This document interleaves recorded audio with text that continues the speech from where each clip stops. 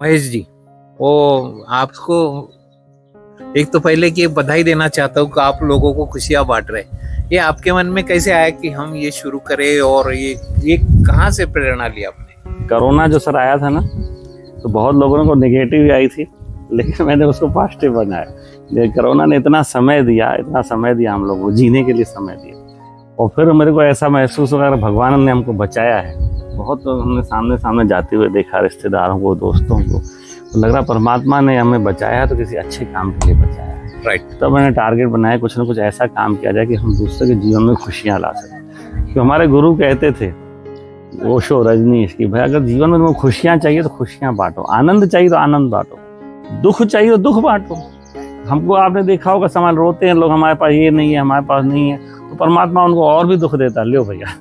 और अगर जो खुश रहता है, पॉजिटिविटी रहता है, उसके जीवन में खुशियाँ आती हैं। और खुशियाँ, आनंद जितना बांटेंगे उतना आपके जीवन में बढ़ेगी। तो ये प्लान हुआ, और बुजुर्गों के प्रति मेरे मन में था, मैं उनसे जुड़ा हुआ था बचपन से। मेरे फादर 87 में एक्सपायर हुए, मेरी मदर छोटी सी उम्र में चली गई, 64 साल। लगता था उनको, जो जब खोया ना, तो लगता बहुत कीमती चीज़ हमने खो दी है, और लगता था कि इनको और भी हम अच्छे से संभाल सकते थे। वही से मन में आया। यहाँ जो कुछ बुजुर्ग रहते हैं उनके एज ग्रुप क्या रहता है? ऐसा है 60 अबाउट। 60 अबाउट।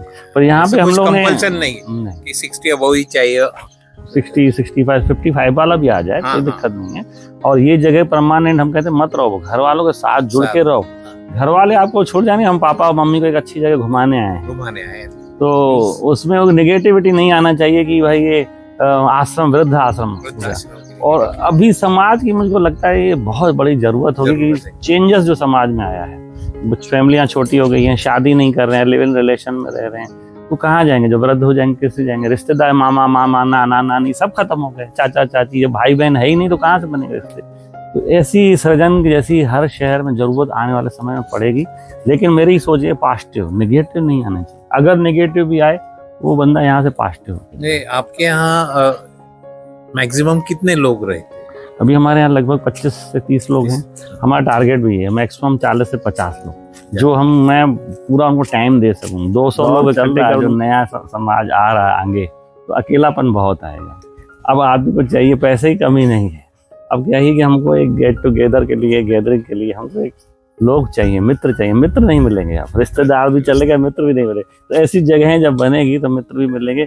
और जीवन जब यहाँ से हम जाए ना, तो बहुत पछतावा रहता है। 90% लोग पछतावा रहता है कि मैं जी नहीं पाया, मेरे पास पैसे थे, सुविधाएं थी, लेकिन मेरे को जी नहीं पाया। तो वो लास्ट का रिग्रेट नहीं रहना चाहिए। यहाँ आए तो यहाँ प्रकृति के साथ, नेचर से हंसते हुए जाए, पूरे होश के साथ जाए कि जिसको परमात्मा ने मेरे को इस धरती पे भेजा था, प्लानेट धरती ये स्वर्ग है, हमारी स्वर्ग जीने के लिए भेजा है। तो यहाँ से जब जाए कि मैं पूरा जी के गया, मैं भरा हुआ, मेरी ये सोच है। तो आप लोग आइए, और भी मित्र हैं।